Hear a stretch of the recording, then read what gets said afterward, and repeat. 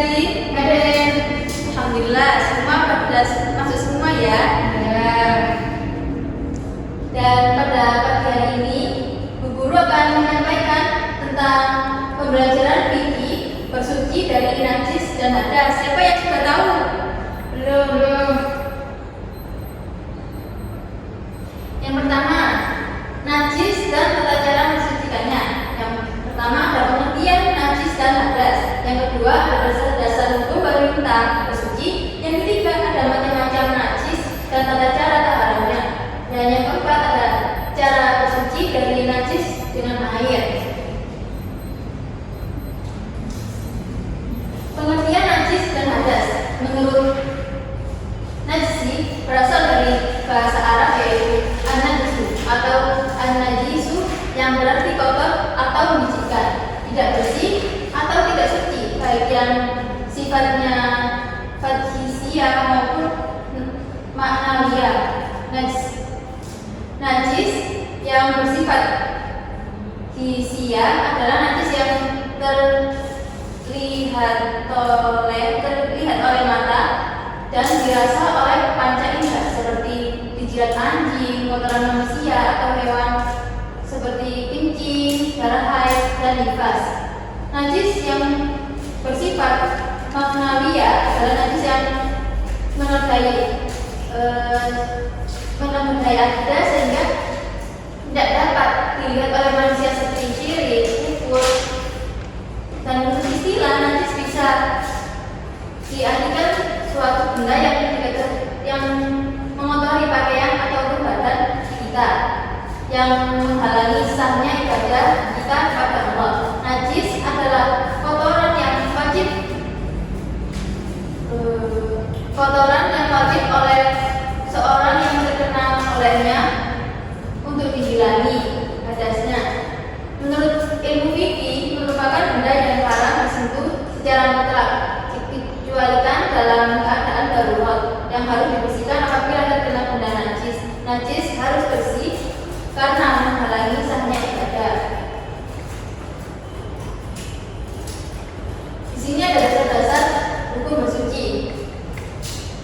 Yang pertama ada firman Allah yang artinya dan bersihkanlah pakaianmu.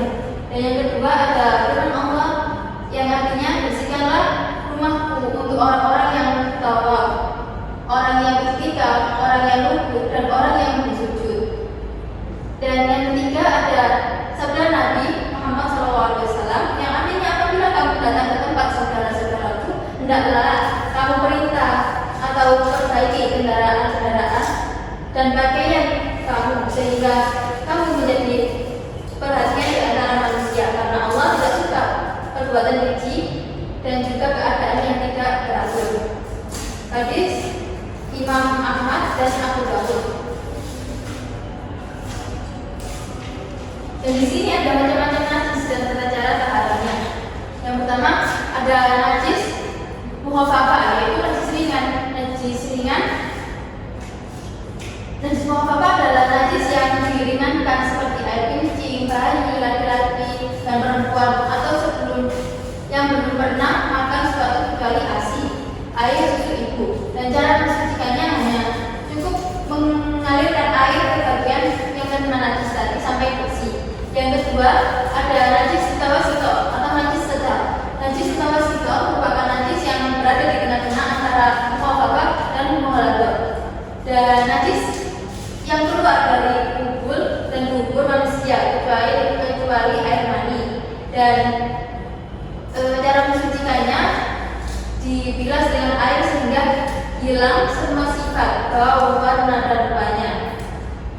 Yang ketiga ada najis mughalladhah, yaitu najis berat. Najis mughalladhah adalah najis yang diperberat sehingga seperti anjing dan babi, termasuk najis ini adalah air liur kedua binatang tersebut seperti sperma dan anak-anak hasil dari persilangan dengan hewan-hewan lainnya. Cara mensucikannya lebih dulu dihilangkan wujud benda najis itu, kemudian baru disucikan seperti biasa.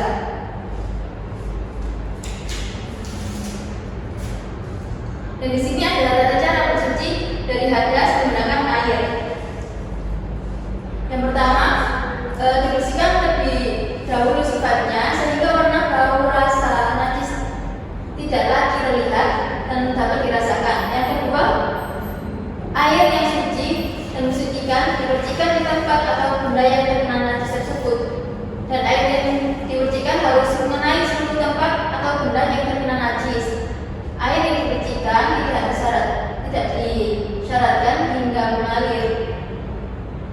Yang keempat, dikeringkan dengan kain atau benda lain yang suci.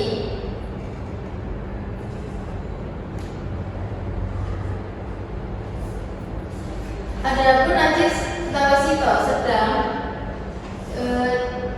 cara membersihkannya dengan lebih dulu sifatnya,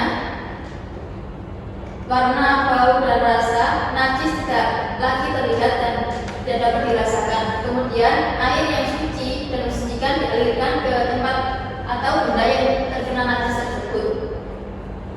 Yang ketiga, air disiramkan dan disyaratkan hingga mengalir. Yang keempat, dikeringkan dengan kain atau benda lain yang suci. Dan najis mulado, najis yang berat, dibersihkan terlebih dahulu sifatnya sehingga warna, bau, dan rasa najis tidak lagi kelihatan dan dapat dirasakan.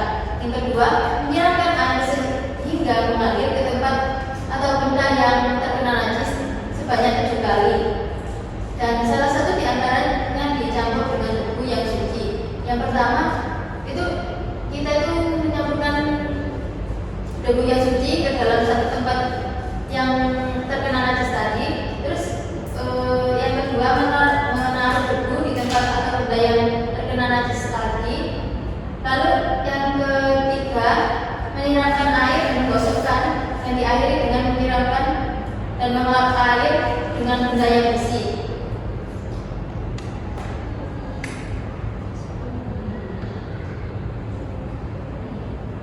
Dan hikmah taharah.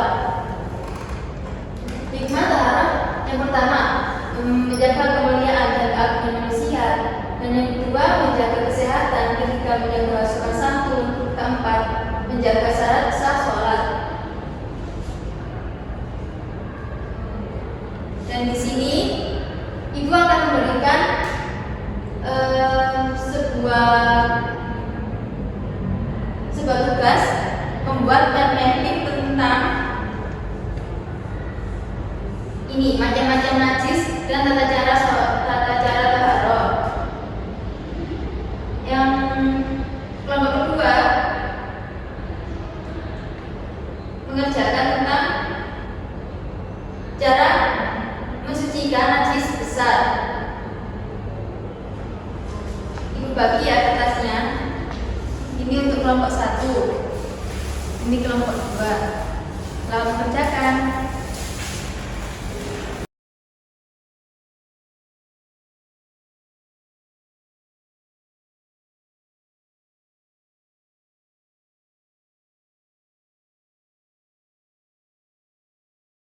Bagaimana anak-anak sudah selesai pekerjaan? Alhamdulillah. Ayo, mulai kelompok pertama, maju ke depan. Assalamualaikum warahmatullahi wabarakatuh. Waalaikumsalam warahmatullahi wabarakatuh. Saya akan mempresentasikan tentang macam-macam najis, yaitu ada 3. Yang pertama, najis mulado. Yang kedua, yakni najis mutawasita. Dan yang ketiga, yakni najis mukhaffafa. Baik, sekian. Assalamualaikum warahmatullahi wabarakatuh.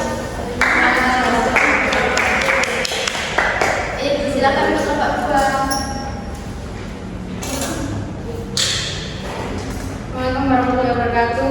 Waalaikumsalam warahmatullahi wabarakatuh. Jadi saya akan menjelaskan tentang najis berat atau najis mulado, yaitu najis yang wajib dihilangkan terutama yang terkena najisnya ini. Contohnya yaitu kena bulatan anjing. Yang kedua adalah babi, termasuk bulu dan air liurnya. Sekian. Assalamualaikum warahmatullahi wabarakatuh. Waalaikumsalam. Baik, untuk kelompok 1 dan 2 ini tadi sangat bagus sekali.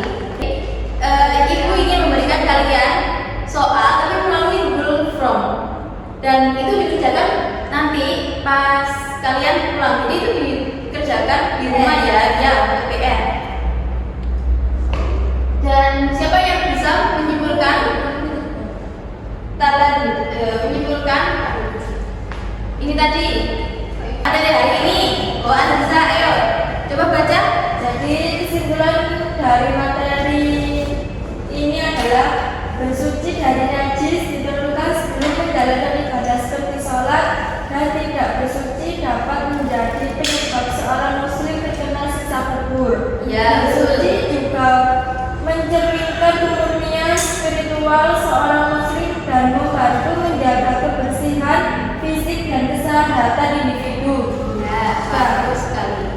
Sudah ya? Jangan lupa dikerjakan PR-nya yang dari Ibu. Cukup sekian. Mari kita tutup dengan berdoa.